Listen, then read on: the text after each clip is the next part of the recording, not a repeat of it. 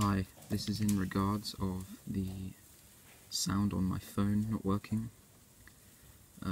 As you can clearly see in this example, if I press play, it is clearly playing right there, and there is no sound at all, and it is on full volume, so not playing. Press pause and play again, does not work.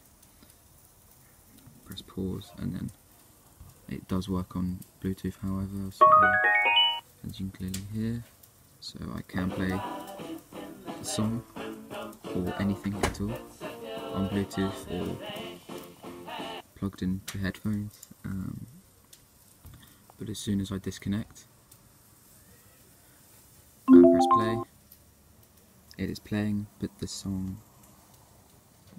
does not play, so the sound does not work. Vibrate works perfectly. Notifications do not, actually.